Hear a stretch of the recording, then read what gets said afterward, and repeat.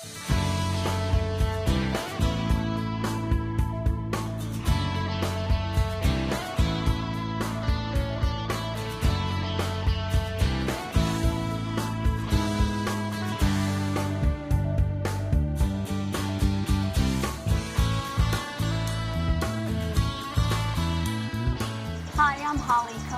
Fitting Fitness Inn. I'm a personal trainer and nutrition specialist, and welcome to Get Healthy with Holly.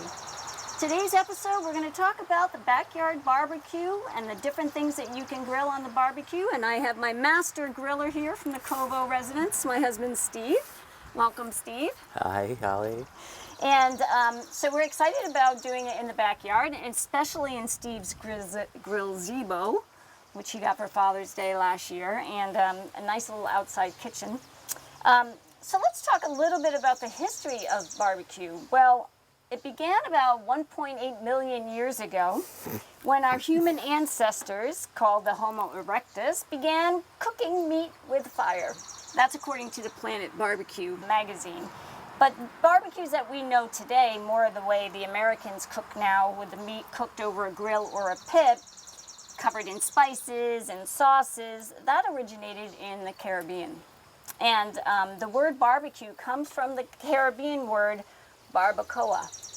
And that originally, a barbacoa was not the way of cooking food, but it was actually the name of the wooden structure that the Taino Indians used to cook the food. So that's how barbecue came about. A little more history. When the Spanish conquistadors arrived in the New World, which was in the Caribbean, they found the indigenous people, the Caribbeans, preserving their meats in the sun. And so that became a problem because the meat would rot and it would end up with bugs. So the cooks would create a fire that's very smoky, and they would smoke the meat and fish so that it would keep the bugs away and preserve the meat. So there's many different ways of barbecuing. So today we're going to barbecue some pork tenderloin, and Steve is the master griller, so I'm going to let him take it from there and talk about how we're going to get that on the grill. So thank you, Holly. So what we're going to do is we're going to first, I've had the grill on for quite some time, and it's pretty hot right now. It's showing that it's like almost 600 something degrees, so it's pretty much ready to sear the meat. So the first thing I'm going to do is I'm going to take this out. I'm just going to put it on the grill. And the idea of searing it is I want to hold that if you want. Okay, that's great. I will take it over here. I want to get it on there, and I'm going to put it on and let the meat get heated up very quickly to seal in the juices. So what I'm going to do is put it on there for a moment and then let it sear on one side and then move it around a few times. The ultimate goal on this is to get it seared all around and then to reduce the heat in the middle of the grill and then let it cook slower because it's a thicker cut of meat. So we have it marinating in a marinade that I made out of the juice from half of a lemon, 2 teaspoons of minced garlic, although I will say I cut it in half because I'm not a big garlic person, so we just did 1 teaspoon. Several herbs. We used basil, thyme, oregano, and rosemary. It has a 1/4 cup of oil, salt, some pepper, some Dijon mustard, yes, Grey Poupon Dijon mustard, and 2 teaspoons of honey. But of course. And so it's been marinating in it for about an hour, but you really only need to marinate it for a half hour. And then we also have some more of it here that Steve will use to baste it as he's grilling it. So how's that looking? Well, you can see what will happen is we'll start getting nice grill marks and see how that's seared quite well. I know from a camera standpoint you can see how we're going to try to get this seared. And sometimes, even though I'm only cooking 1 piece of meat on here, I have the whole grill heated so that I can shift it around to another spot on the grill. So typically what I'll do is if I want to sear it well, I'll move it to another spot because that part of the grill is going to be hotter. And what does the searing do? It seals in the juices. It basically seals up the outside of the meat so the juices stay inside, and allow us to slow cook it for the rest of the way. But the initial part is you want to sear it. Right. And so to keep it nice and tender. So we're cooking pork tenderloin today. And pork tenderloin really is healthy. It's the healthiest kind of pork because it's very lean. It's as lean as your boneless, skinless chicken. And it has, most cuts are less than 10 grams of fat in there. It also provides a high amount of protein, B6, niacin, thiamine, phosphorus, riboflavin. It has a lot of good things, and it's nice and tender. So Yeah. it's the other white meat. I was going to say my favorite part of it is that it's so incredibly tender. Right, it's definitely tender. So I did some research. We learned that the barbecue is when you are cooking in a slow circumvented unit. So once you have this seared, you're going to put that top down, right? Mm-hmm. So with the lid closed. And grilling is done with the lid up, and you're primarily cooking with the direct heat underneath, on the bottom, instead of all the way around. So you would grill a steak, but barbecue a pork tenderloin. Mm-hmm. And I know different parts of the country have their own way of barbecuing and their own types of sauces.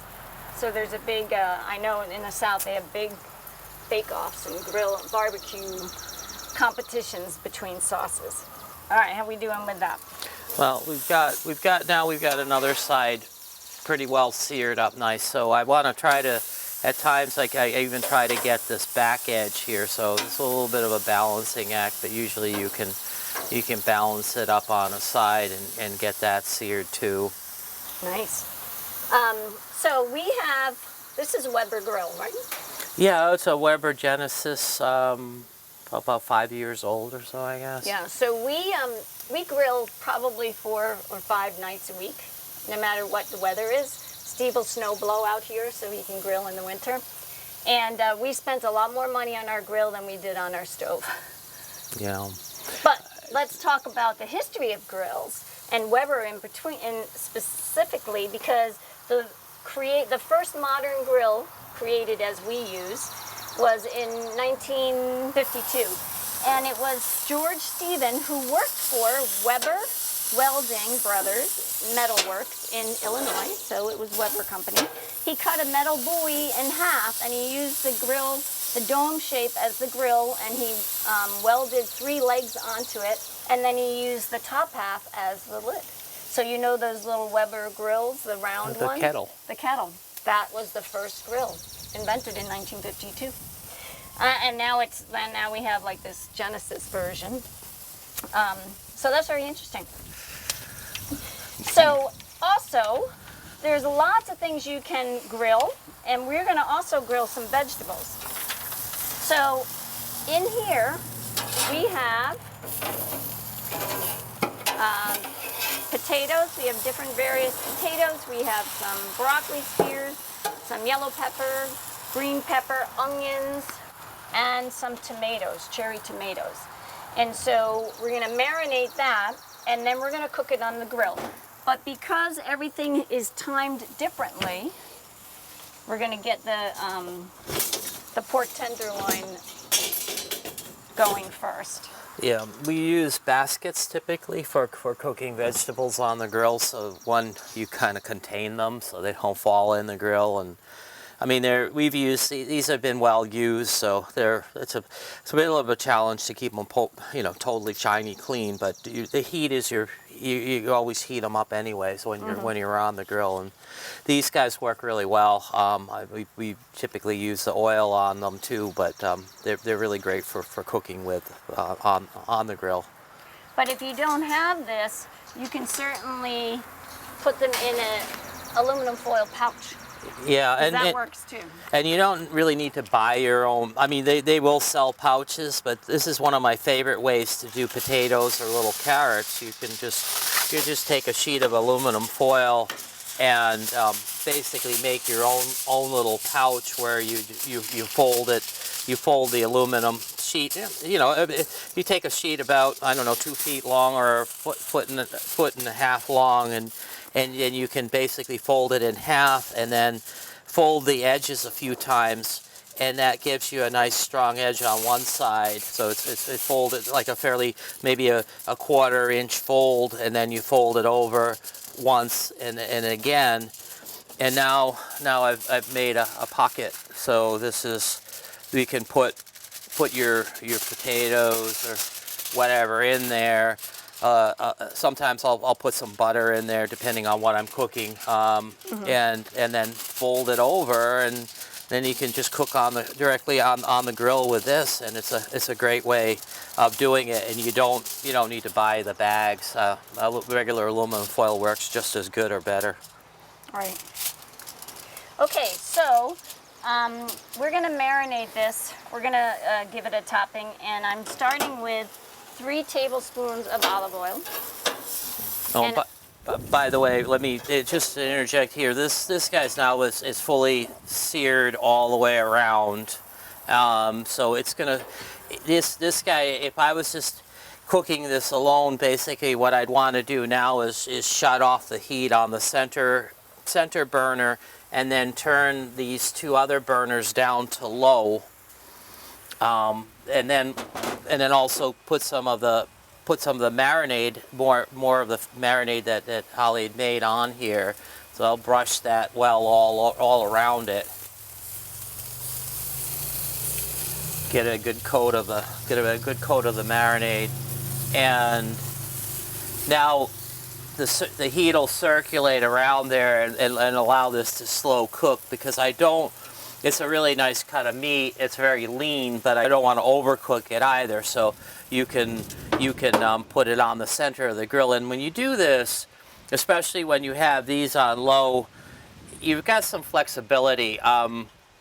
Some people are very much use the meat thermometers. I'm one to basically just let it cook, and I get a feel for how the meat feels as it cooks, that it's done, and then you can always just cut into it to see. But anyways, it gives you quite a bit of flexibility on cooking it that way. So how long will that need to cook now? I would say in the neighborhood of 15 to 20 minutes, slow cooking like that.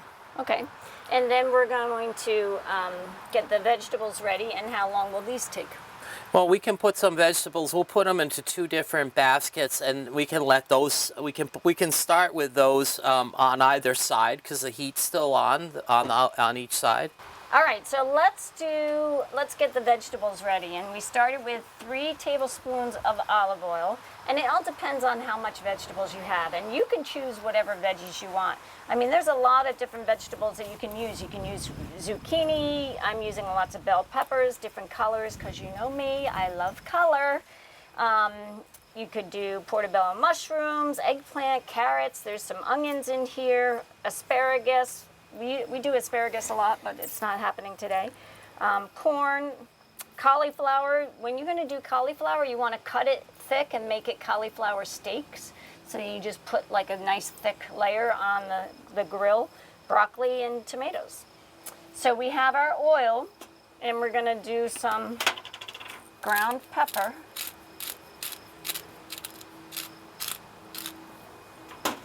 We're going to do some salt.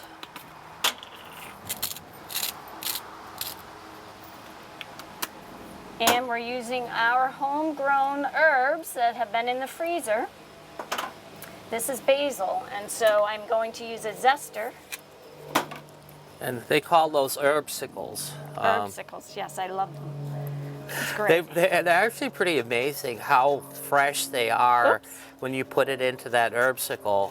That's had a chance to thaw out a bit, because it's kind of warm out here, but normally you just pull it out of the freezer, and it's a wonderful way to preserve herbs, and really it feels like they're like you've just picked them. All right, and we've done that. We've used those a lot. These have been sitting out a little long. This one is a mixture of parsley and oregano. So let's see if that does any better. Yeah, they're. Well, that's one thing we found. Ooh. Then we got a big clunk. All right, that's not optimal. but Well, yeah, We'll work it just with it. shows you really you probably only take them out of the freezer for a short period of a time, so it's a little Yeah. different here. okay. So mix that a little bit, and then let's pour that in. You don't want to. We may need maybe 1 more tablespoon of olive oil, but we'll find out because you don't want it to be too oily. So we mix them up. Sometimes you can also use like a bowl with a top on it and give it a good shake. I find that works really well too. I mean, I'm probably not as patient as Holly is, so my method would be to put it in there and shake it. Well, I want them to be able to see all these beautiful colors. Okay. And see that it's not overly oiled, because then they get limp. They get very soft. Well, you got to also watch out when you put too much oil. You can flare up your grill too. So I mean, you get a good coating of oil on there. There's that as well. All right. So, do you want to pull those baskets over? Yeah. Well, we've got the basket, so maybe it makes sense to distribute the vegetables into the baskets on the grill because they're coated in oil. So otherwise, we're going to have oil dripping all over, right? Okay. Well, let's do one side first so that we can get the camera on there. Yeah, sure. All right. Do me a favor. I'll hold, and you can. Yes. Go. Which side? You go to the side so that the camera can see. Okay. Just pull it over there. Thank you. Bring it over closer. Thanks. That's probably good for that one. Yeah, that's good. You don't want to make it too thick because it's really nice when you're cooking with vegetables in a basket like that to have as much contact. And we don't have to cook all of them if you want. We can just cook that much. Yeah, that's fine. Yeah, let's save those. We can do that another day. Okay. Another barbecue. All right, very good. All right. In the meantime, this guy, it's really you can give this a flip every once in a while, but the slow cook is really nice. It's you can hang out by the grill and just give it another coat of the marinade and just let it slow cook, and this comes out wonderful. So there is timing that you have to work on, varying because one cooks more than the other. So you always get that meat going first before the veggies, right? Mm-hmm, right. So you can also do vegetables as kebabs, which is another way of cooking them. Mm-hmm. Then you just, put them through on the skewer. And then for dessert, we're going to grill some fruit. So this has a few minutes, right? Oh, yeah. So maybe we can go on up to the smoker and see how that smoked salmon is coming. Sure. Sounds great.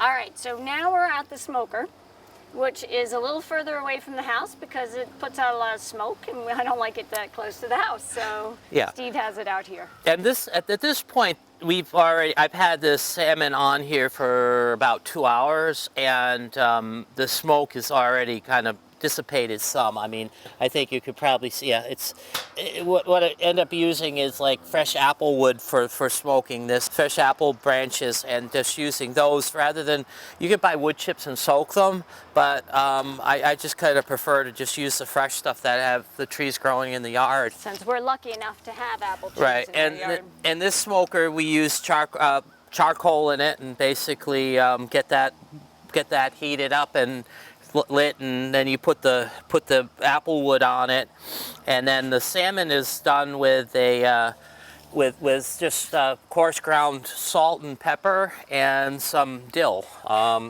and so this has been on the smoker now for 2 hours.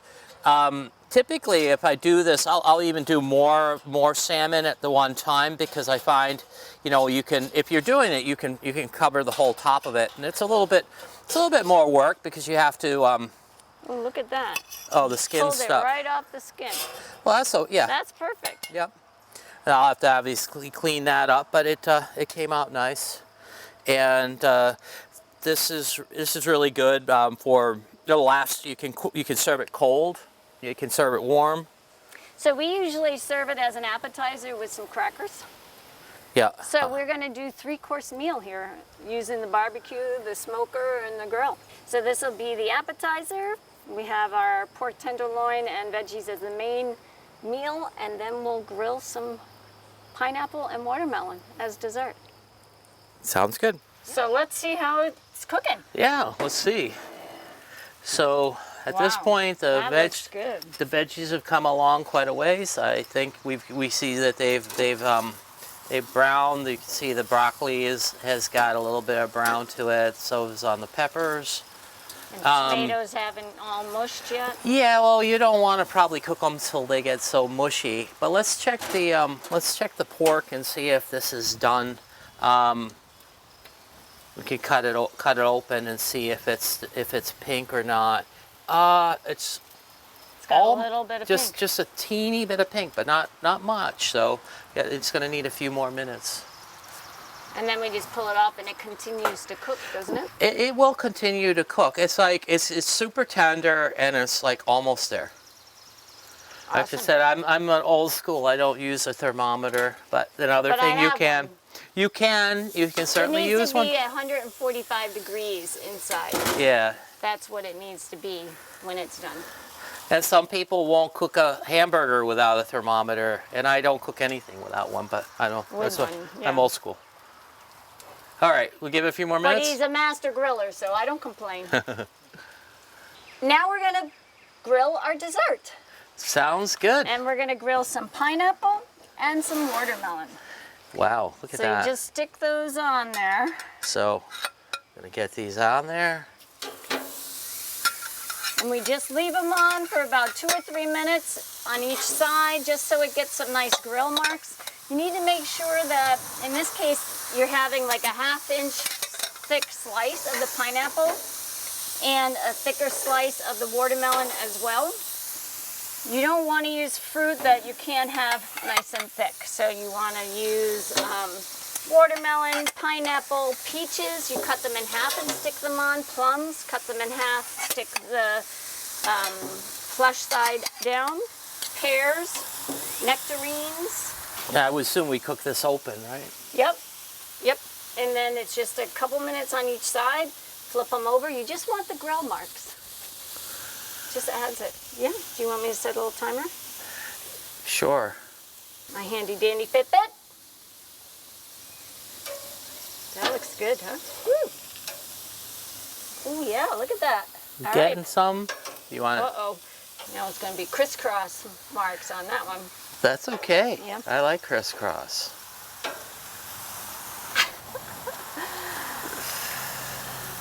My master griller. You always want crisscross marks. That looks fun, doesn't it? Yeah. So yes, you can cook your whole meal. This is a 3-course meal on the grill or in the smoker. Yeah. It's awesome for your barbecues. And there's so much more that you can do. I mean, we just picked those vegetables. This is a typical meal for us. This is typical.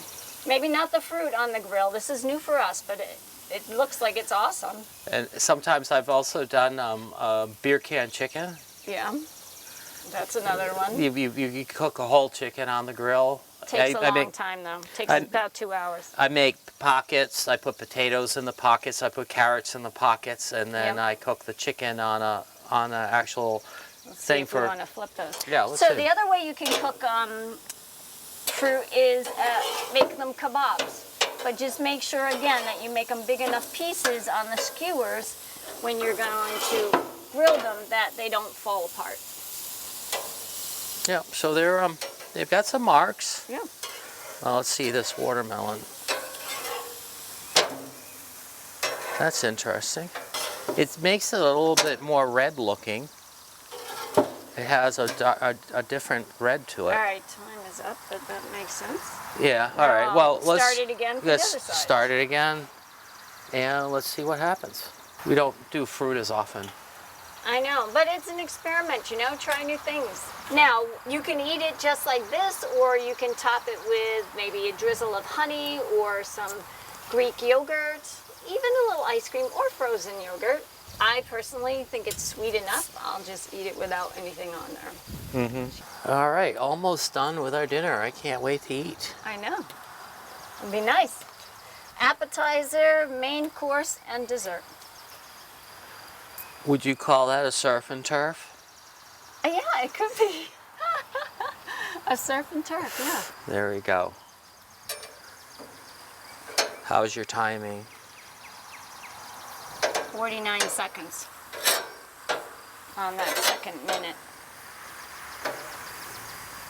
Yeah, we don't want it black so much as marked. So on this grill, we have side burners so that we can boil potatoes or boil corn or steam lobsters.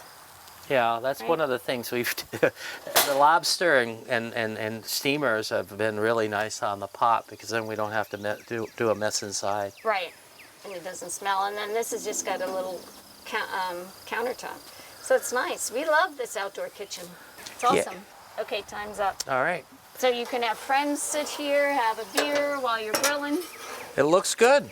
All right. Gonna plate this. Yep, let's plate those. If any of them have the nice things on them. That on top. Here, I'll get do another one for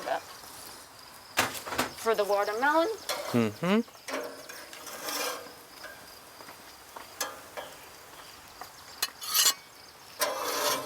Is there any marks on the other side? Well, they don't. Watermelon is so wet. I don't think Okay. it particularly marks that much. Okay.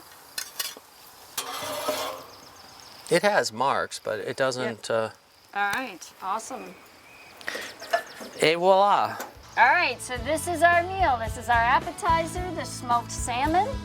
Our main meal is pork tenderloin barbecued with the veggies, grilled veggies.